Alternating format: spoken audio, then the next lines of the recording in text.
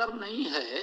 नमः ते, नमस्ते, तुम्हारे लिए नमन, तुम्हारे लिए नमः, प्रणाम प्रा उपसर्ग है और इसी नम धातु से नाम और नाम हो गया। प्रणाम का अर्थ भी है प्रमुखता से हम आपको नमन करते हैं।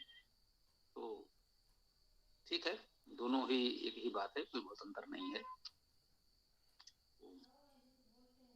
धन्यवाद आचार्य जी। आचार्य जी, नमस्तुभ्यम का भी क्या अर्थ होता है? नमस्तुभ्यम का भी वही अर्थ होता है, तुम्हारे लिए नमन, तुम्हारे लिए नमः, नमः तुभ्यम, नमस्तुभ्यम, विसर्ग कसा हो गया बस। तुभ्यम तुम्हारे लिए।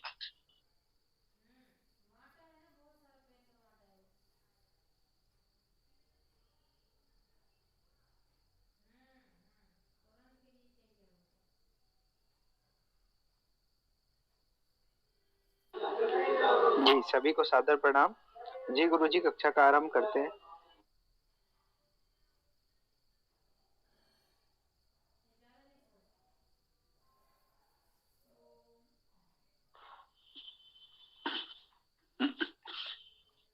ओम खम ब्रह्म।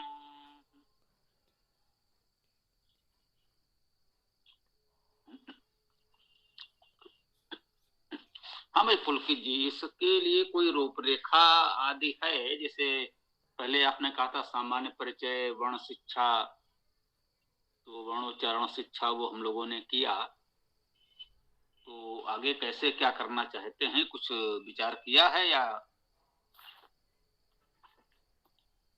गुरुजी, पुस्तक के हिसाब से चलने देते हैं।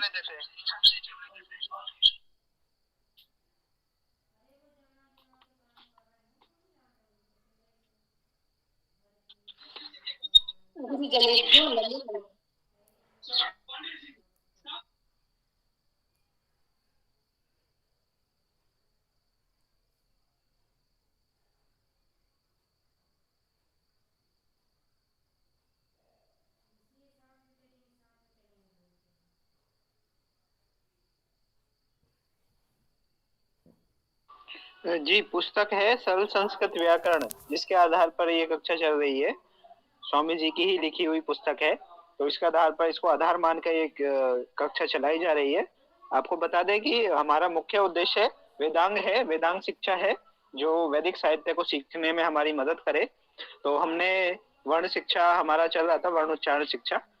जी, तो गुरुजी इसके आगे देख लेते हैं। जो आपने कल ईशत विवृत के बारे में तो बता दिया था, उसके बाद अनुस्वर, अन्य, संयुक्त व्यंजन के बाद ध्यातव्य आदि, तो इसी क्रम से चलने देते हैं, पुस्तक के क्रम से लोगों को सुविधा होगी।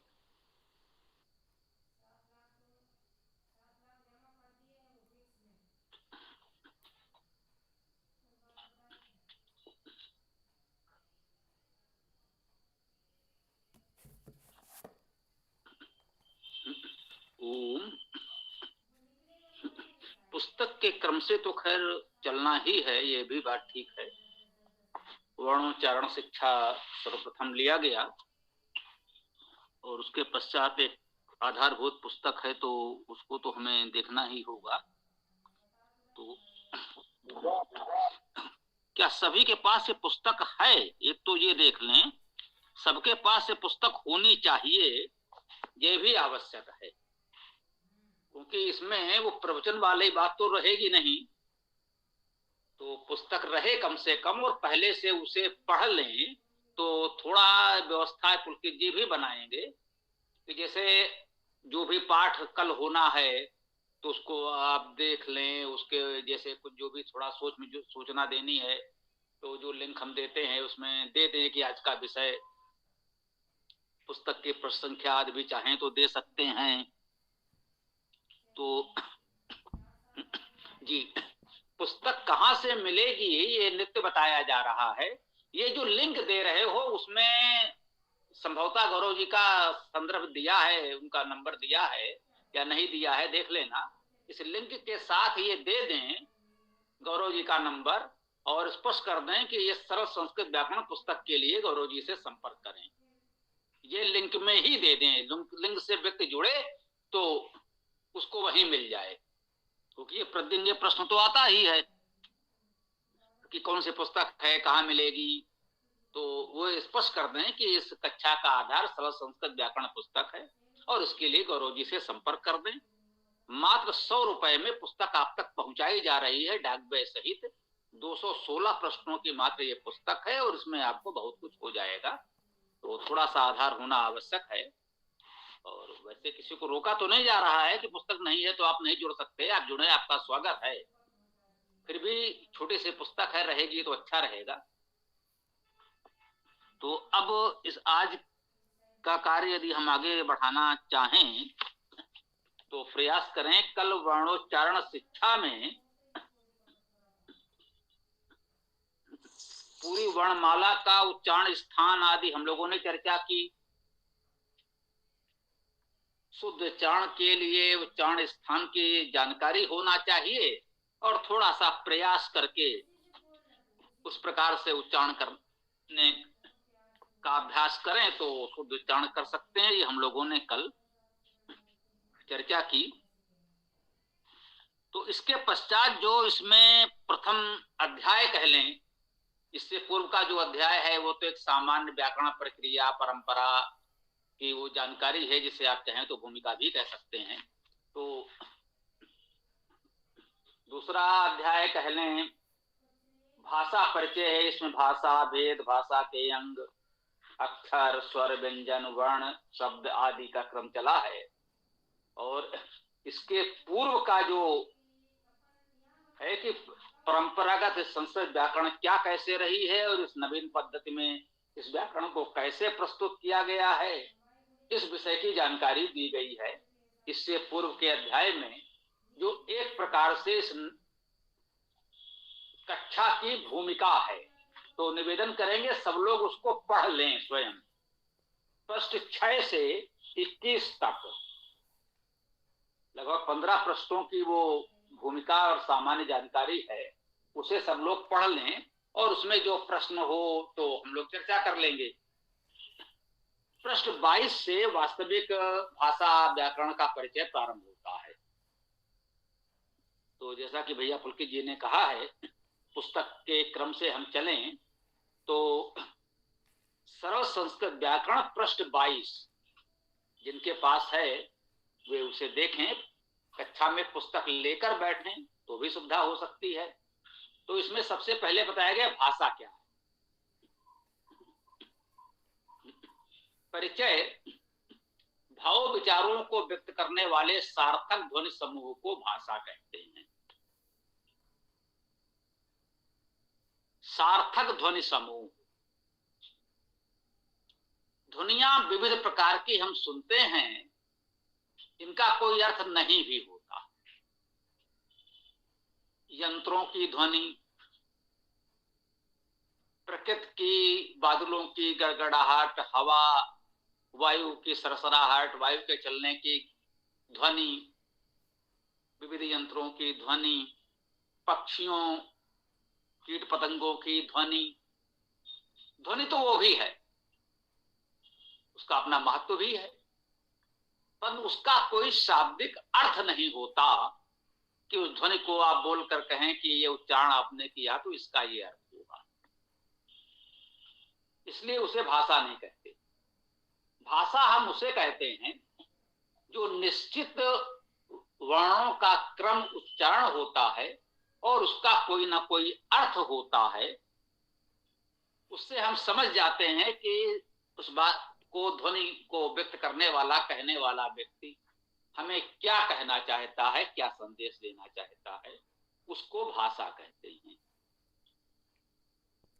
तो जितनी भी भाषाएं हैं संस्कृत आदि विभिन्न भाषाओं में कुछ निश्चित ध्वनियां हैं जिनके अर्थ निश्चित हैं। हमने कुछ ध्वनि समूह निश्चित किए हैं, उनके अर्थ निश्चित कर दिए हैं और इससे हम जान जाते हैं जब कोई उस शब्द को बोलता है, ध्वनि समूह अर्थात शब्द छोटा बोलता है, तो वो क्या कहना चाहता है हम समझ जाते हैं।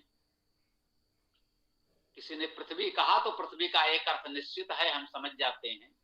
कोई सूर्य कहता है तो सूर्य का एक अर्थ निश्चित है, हम समझ जाते हैं। कोई चलना कहता है तो हम उसका एक अर्थ निश्चित है समझ जाते हैं। तो उस ध्वनि समूह का एक अर्थ निश्चित कर दिया गया है किसी भाषा विशेष में। ये स्पष्ट है कि यह निश्चित अर्थ किसी भाषा विशेष में निश्चित हुआ है, यह कोई प्राकृतिक सत्य नहीं है। यह जानना आवश्यक है। यह संसार की सभी भाषाओं के लिए सत्य है और संस्कृत के लिए भी सत्य है। संस्कृत भी इसमें अपवाद नहीं है। कि ऐसा नहीं है कि हम कहें कि संस्कृत में इस शब्द को जब भी कोई बोलेगा तो बिना संस्कृत भाषा को जाने पढ़े उसका अर्थ सब लोग समझ जाएंगे। कोई प्राकृतिक ध्वनि नहीं है।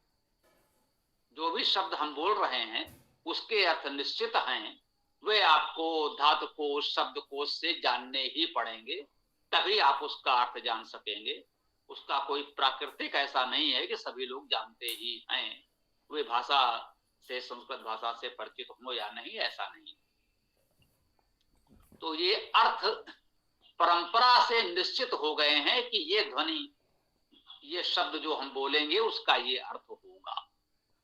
कह सकते हैं स्वाभाविक रूप से परंपरा से बोलते बोलते वो प्रचारित हो गए, निश्चित हो गए और उनको संग्रहित करके विद्वानों ने शब्दकोश धातुकोश आदि बना दिए, जिससे अन्य लोगों को उसे समझने में सुविधा हो। क्योंकि कोई भी व्यक्ति स्वाभाविक रूप से तो सभी शब्दों से परिचित नहीं हो सकता, तो उसके लिए हमें कोश व्याकरण आदि की रचना करनी पड़ती है।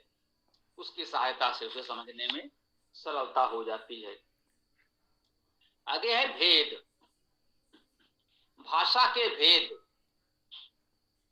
भाषा क्या है ये जानना आवश्यक है। यहाँ पर भाषा शब्द भी भाष धातु से बनेगा। इसका अर्थ है बोलना। बोलना कहना है, उच्चारण करना है, आपको कुछ कहना पड़ेगा तब भाषा होगी। अर्थात भाषा मूलतः बोलने की बात है, लिखने की नहीं। भाषा का मुख्य रूप जो है वो बोलना है। भाष धातु का अर्थ बोलना है। इसी से भाषण शब्द बनता है। बोलते हैं, जो कुछ कह रहे हैं बोल रहे हैं, वो भाषण है। तो भाषा का अर्थ बोलने से है। कोई भी भाषा हम बोलकर व्यक्त करते हैं, उसी से निश्चित होती है कौन सी भाषा बोल रहे हैं। संस्कृत भाषा का उच्चारण सुनकर हम निश्चित करेंगे कि कौन सी भाषा बोल रहे हैं। संस्कृत को प्राचीनतम जो जानकारी हमें लिपि की यदि बात करें तो सिंधु घाटी की लिपि है। प्राचीनतम जानकारी में जो भी लिपि उपलब्ध है प्राचीनतम वो सिंधु लिपि है।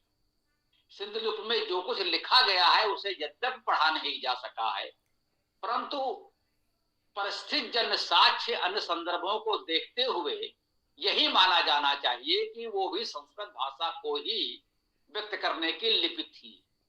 चाहे तो उसे प्राचीन संस्कृत लिपि कह लें, प्राचीन ब्राह्मी लिपि कह लें। इस प्रकार से हम कोई नाम दे सकते हैं चाहे तो अपनी इच्छा से, क्योंकि उसे भी पढ़ा तो नहीं गया है। तो कोई कह सकता है कि आप निश्चित रूप से कैसे कह सकते हैं, तो उसका देश काल मतलब किस स्थान पर मिली है, किस समय की है, उसको देखते हुए हम कह सकते हैं कि वो भाषा जो हमें प्राप्त हो रही है वो सामान्यतः परंपरागत रूप से इतिहास से जोड़ेंगे तो द्वापर कालीन है, अर्थात वैदिक भाषा है। क्योंकि उस क्षेत्र में उस काल में वैदिक भाषा ही प्रचलित थी, तो अभी तक जितनी जानकारी संसार को है, तो इसलिए हम मान लेते हैं कि वो भी वैदिक भाषा होगी। जब विद्वान उसे पढ़ सकेंगे तब और स्पष्ट निष्कर्ष प्राप्त होगा। यदि उस समय सिद्ध होता है कि वो वैदिक भाषा नहीं कोई अन्य भाषा है, तो हम विनम्रता से वह निष्कर्ष भी स्वीकार करेंगे और अभी इतिहास और भूगोल क्षेत्र आदि के प्रमाणों को स्थिति को देखते हुए हम मान रहे हैं कि वो वैदिक भाषा थी। अब वैदिक भाषा थी लेकिन पढ़ी तो नहीं जा सकी है, लिपि हमारे समझ में नहीं आ रही। तो लिपि अलग विषय है, भाषा अलग विषय। भाषा का अर्थ बोलने से है, लिपि का अर्थ लिखने से है। एक लिपि में अनेक भाषाएं लिखी जा सकती हैं और एक भाषा को अनेक लिपियों में लिखा जा सकता है। ये अंतर हमें समझना होगा। संस्कृत भाषा को वर्तमान समय में भी यदि हम अपने देश की ही बात करें तो बंगाल में इसी वेद को बंगला लिपि में लिखा जाएगा, उड़ीसा में उड़िया लिपि में लिखा जाएगा, तमिलनाडु में तमिल लिपि में लिखा पढ़ा जाता है, गुजरात के लोग अपने गुजराती लिपि में लिखते हैं। ऐसा नहीं है, पूरे विश्व तो छोड़िए, पूरे भारत में संस्कृत भाषा को एक ही लिपि में नहीं लिखा जाता। ऐसा कोई दुराग्रह हमें करना भी नहीं चाहिए कि पूरे देश या विश्व में संस्कृत भाषा को एक ही लिपि में लिखा जाए। यदि एक सर्वमान्य लिपि हो तो सुविधाजनक है, अच्छी बात है, इतनी उपयोगिता तो हम स्वीकार करते हैं कि यदि एक सर्वमान्य लिपि हो तो लोगों को सुविधा तो होगी। परंतु क्षेत्रीय लिपियों में सब लोग लिखते हैं, पढ़ते हैं, समझते हैं, ये सच्चाई है। तो अलग अलग लिपियों में लिखने के बाद भी सबकी भाषा एक है और संस्कृत है, ये सत्य है। उसी वेद को, उन्हीं शब्दों को उन्होंने बंगला में लिखा, तमिल में लिखा, मलयालम लिपि में लिखा, कन्नड़ लिपि में लिखा, लेकिन जब वो उच्चारण करेंगे तो वही बोलेंगे जो हम देवनागरी लिपि में लिख करके पढ़ते हैं, बोलते हैं। उच्चारण उनका बिल्कुल ध्वनि वही होगी जो हमारी होगी। तो जब वही बोल रहे हैं, बोलने में हम भी अग्नि कहेंगे, वे भी अग्नि कहेंगे। वो चाहे पंजाब का व्यक्ति पंजाबी में लिखकर अग्नि बोलेगा, बंगाल का व्यक्ति बंगला में लिखकर अग्नि बोलेगा, केरल का व्यक्ति मलयालम लिपि में लिखकर भी वो अग्नि ही बोलेगा, तमिलनाडु का व्यक्ति तमिल लिपि में लिखेगा और पढ़ेगा तो अग्नि ही बोलेगा। इससे ये स्पष्ट है कि बोलना, उच्चारण सबका समान होगा तो सबकी भाषा समान है। भाषा अर्थात बोलना, भाष धातु का अर्थ है बोलना, कहना, ध्वनि करना। तो उच्चारण चूंकि बोलेंगे सब लोग एक समान, इसलिए वो सबकी भाषा एक कहलाएगी। संस्कृत भाषा को अलग अलग लिपियों में लिख रहे हैं। यूरोप के लोगों ने संस्कृत के वो ही अपनी लिपि में भी लिखने का प्रयास किया, भले ही उनकी लिपियां उतनी उत्तम उन्नत नहीं है कि संस्कृत को पूरी तरह से लिख सकें, फिर भी प्रयास किया और पढ़ा भी और अच्छे विद्वान भी हुए।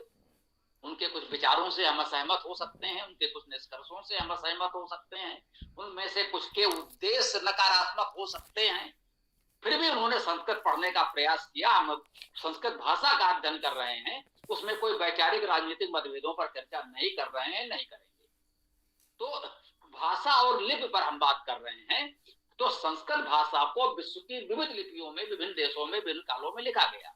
जैसा कि हमने कहा सिंधु लिपि प्राचीनतम लिपि है, वो भी मान लीजिए कि वैदिक भाषा, वेद की ही भाषा थी। उसके पश्चात ब्राह्मी लिपि, उसका कुछ परिवर्तित रूप। यहाँ ये ध्यान दीजिएगा, मैं बहुत बड़ी बात कहने जा रहा हूं कि जो सिंधु लिपि है और जो प्राचीन ब्राह्मी लिपि है मौर्यकालीन, बहुत अंतर नहीं है। थोड़ा सा प्रयास करें हमारे साथी तो हो सकता है उसे ब्राह्मी लिपि की सहायता से पढ़ा भी जा सके। तो हम कहना चाहते हैं सिंधु लिपि का कुछ परिवर्तित रूप मौर्यकालीन ब्राह्मी लिपि, गुप्तकालीन ब्राह्मी लिपि में कुछ और परिवर्तन हो गया। और यही परिवर्तन होते होते क्षेत्रीय आधार पर देवनागरी, उड़िया, बंगला, गुजराती, तमिल, मलयालम, पंजाबी आदि लिपि के रूप में विकसित हो गया, जो आधुनिक में क्षेत्र में विभिन्न राज्यों में विभिन्न प्रकार की लिपियां हैं। मौर्य काल में भी भारत के विभिन्न क्षेत्रों में लिपियों में अंतर था, परंतु उनको पढ़ लिया गया तो अच्छी बात है, समझ में आने लगा, लेकिन अंतर था। सिंधु लिपि में भी अंतर है।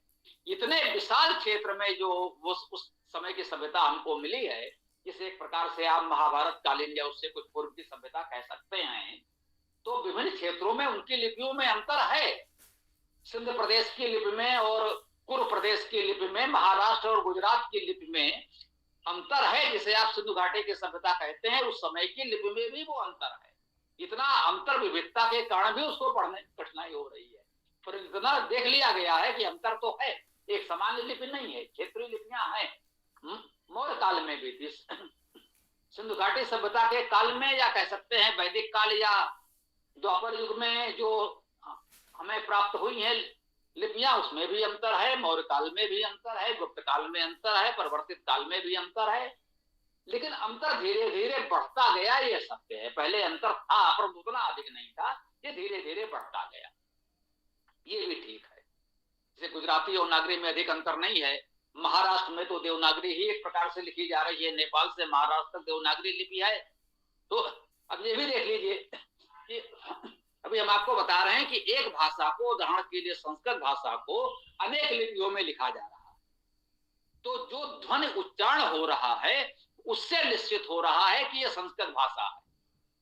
अहम गच्छामि, अहम पठामि, हर कोई बोल रहा है। लिखने के अक्षर उसके अलग तरीके, अलग रूप के हो सकते हैं, लिपि अलग हो सकती है, उच्चारण समान है, इसलिए वो संस्कृत ही बोल रहा है, हमेशा कहेंगे उसकी भाषा संस्कृत है।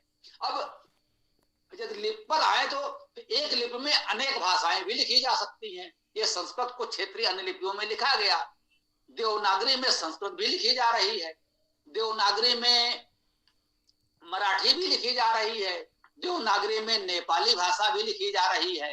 तो एक लिपि में अनेक भाषाएं लिखी जा सकती हैं। तो अनेक भाषाएं क्यों कह रहे हैं? क्योंकि उनका उच्चारण अलग अलग है। ये अग्नि कहेंगे, वो आग कहेंगे, वो कुछ और कहेंगे, तो उच्चारण में अंतर हो गया, इसलिए उन भाषाओं को अलग भाषा माना गया। यद्यपि वर्णमाला वही है, लिपि वही है। तो आज मुख्य बात हम ये समझने का प्रयास कर रहे हैं कि लिपि और भाषा में मौलिक अंतर है, ये हमें जानना होगा। बहुधा लोग ये भूल कर जाते हैं, लिपि और भाषा को एक मान लेते हैं, तो समझने में समस्या आती है। तो मुख्य बात यह है कि एक लिपि में अनेक भाषाएं लिखी जाती हैं और एक भाषा को अनेक लिपियों में लिखा जाता है। तो लिपि और भाषा दोनों अलग अलग विषय हैं, दोनों को एक में नहीं मिला सकते, हमें यह जानना है। हम संस्कृत भाषा का अध्ययन कर रहे हैं, सामान्यतः हम सबकी भाषा देवनागरी लिपि है, भाषा संस्कृत और लिपि देवनागरी है, परंतु इस संस्कृत को बंगाल के लोग बंगला में लिखेंगे और पढ़ेंगे, समझेंगे, इसमें कोई संदेह नहीं है। वो भाषा भी वैसे ही संस्कृत होगी, वहां भी व्याकरण संस्कृत की यही होगी जो हम यहाँ बता रहे हैं। पूरे देश में, पूरे विश्व में व्याकरण जो हमने कल वर्णोच्चारण शिक्षा बताई, वो पूरे विश्व के लिए एक समान होगी। उनकी लिपि अलग हो सकती है। आज भी जो हम लोग ये चर्चा कर रहे हैं, ये सभी के लिए समान है, उनकी लिपि अलग हो सकती है। तो हमने मुख्य रूप से देखा कि भाषा के ये दो भेद हैं, मौखिक या वास्तविक भाषा, जो वास्तव में भाषा का मूल रूप वही लिखा है, भाषा का मौलिक रूप वाचिक ही होता है, भाषा शब्द का अर्थ ही है बोलना, तो भाषा वही है जो बोली जाती है। अब लिखित भाषा का एक विकास किया गया, लिपि का विकास किया गया। इससे क्या हुआ? आपने बोला, हमने सुना, हमने बोला, आपने सुना, और वही बात समाप्त हो गई। दूसरे तक कैसे पहुंचे, हमने क्या कहना चाहा था, अब उसे लिख दिया गया तो वो एक रूप में सुरक्षित हो गया, वो किसी और को भी दिखाया जा सकता है, देखिए भाई उन्होंने ये बात बोली थी। उसको यदि वो पढ़ सकता है उस लिपि को, तो पढ़ देगा, बता देगा कि हाँ भाई इसमें ये लिखा है, उन्होंने यही कहा होगा, उसमें ये लिखा हुआ है। तो लिपिबद्ध कर देने से, लिपि का आविष्कार कर लेने से उस बोले गए शब्दों को, भाषा को एक स्थायी रूप मिला। जैसा भी हम लोग कह रहे हैं, हजारों वर्ष पहले की सुंदरलिपि हमको मिली, भले नहीं पढ़ सके, जब पढ़ लेंगे तो पढ़ लेंगे। मौर्य कालीन ब्राह्मी लिपि हमको मिली, उसे पढ़ने में सफलता मिल गई, तो आज हम ये कह पा रहे हैं कि सम्राट अशोक ने इन शिलालेखों में ये बातें लिखवाई थी। अन्यथा सम्राट अशोक ने बोला होगा, लोगों ने सुना होगा, आज हमें कैसे पता चलता कि सम्राट अशोक क्या कहना चाहते हैं? अब उस लिपि को पढ़ करके हम जान सकते हैं कि सम्राट अशोक के क्या विचार थे, उन्होंने अपनी प्रजा से क्या कहना चाहा था। तो लिखित रूप होने से उसमें स्थायित्व आ गया, दीर्घ काल के पश्चात हम उसे जान सके। लिपि का मुख्य उद्देश्य, लाभ यही है। उसे किसी भी लिपि में, किसी भी रूप में, कैसे भी आप लिखें। हाँ, तो वर्णमाला की जो हमने चर्चा कल की, वर्णोच्चारण शिक्षा में जो पूरी वर्णमाला पढ़ी गई, ये भी जाने वर्णमाला किसी भी लिपि में वही रहे, ये ध्यान देने की बात है। अ हमने बोला ये वर्णमाला का प्रथम वर्ण है अ। अब अ को बंगाल में अलग तरह से लिखा जाएगा, पंजाब में अलग तरह से लिखा जाएगा, तमिलनाडु में अलग तरह से लिखा जाएगा, ये लिपि अलग हो जाएगी। परंतु वर्ण अ ही रहेगा, वर्ण नहीं परिवर्तित होगा। वर्ण वही होगा, केवल लिखने में अक्षर का रूप बदल जाएगा, उस वर्ण का स्वरूप लिखा हुआ रूप बदल जाएगा, परंतु उच्चारण उसका वही होगा संपूर्ण विश्व में, संपूर्ण राष्ट्र में, किसी भी देश प्रदेश में। तो इसीलिए वर्णमाला भाषा का अंग है, वो सार्वभौमिक है, लिपि क्षेत्रीय हो सकती है। बंगला लिपि केवल बंगाल के लोग समझ सकेंगे, पंजाब के लोगों को वो समझ में नहीं आएगी। ये बात पंजाबी लिपि के लिए, पंजाब से बाहर अन्य लोगों के लिए होगी।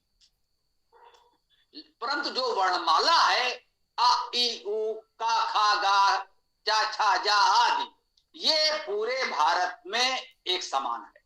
हाँ, ये भी महत्वपूर्ण जानकारी है, जान लीजिए। पूरे भारत की वर्णमाला एक समान है, अर्थात वो लिखा जैसे भी हो। यदि हमको बंगला लिपि, तमिल लिपि नहीं आती, तो यदि कोई लिख कर दे देगा तो हम उसमें नहीं पढ़ पाएंगे, नहीं समझ पाएंगे। यदि उसी को, उस लिपि को जानने वाला व्यक्ति पढ़कर सुनाएगा, तो वही उच्चारण करेगा जो हम देवनागरी में करेंगे। हम देवनागरी की वर्णमाला पढ़ेंगे, वो बंगला की वर्णमाला पढ़ेगा, वो तमिल की वर्णमाला पढ़ेगा, तो वो भी उसी क्रम से उन्हीं वर्णों को वैसे ही पढ़ेगा जैसे हम देवनागरी में पढ़ेंगे। उसमें कोई अंतर नहीं आने वाला, क्योंकि संपूर्ण भारत में वर्णमाला एक समान है। वर्णमाला एक समान है, सिंधु घाटी सभ्यता के समय से, या कह लें वैदिक काल से द्वापर युग तक, उसके पहले द्वापर युग के बाद पश्चात भी वर्णमाला पूरे भारत की एक समान है। लिपि अर्थात अक्षरों के आकृति में परिवर्तन होता रहा है, आगे भी हो सकता है, कैसे कह दें कि नहीं होगा। तो अक्षरों के आकार में परिवर्तन हो जाता है, इसे कहते हैं लिपि में परिवर्तन हो गया, परंतु वर्णमाला एक समान है। भाषा का मूल आधार वर्णमाला है, संपूर्ण भारत की वर्णमाला एक समान है। संस्कृत सहित भारत की सभी भाषाएं एक ही वर्णमाला में लिखी और बोली जाती हैं। यह एक महत्वपूर्ण जानकारी आपको मिली। तो हमारे विचार से आज की इस भाषा की चर्चा को हम लोग जहां विराम दें पुलकित जी, क्योंकि अभी आपको वेद की कक्षा भी चलानी है, तो इस पर कुछ प्रश्न हो तो ले लिए जाएं, और उसके पश्चात हम लोग वेद कक्षा चलाएंगे। और आगे के लिए देख लीजिएगा भाई, अभी हम लोगों ने इतना किया है, आगे भाषा के अंग आदि की चर्चा कल करेंगे। ओम, किसी का कोई प्रश्न हो तो बताएं, स्वागत है। ओम।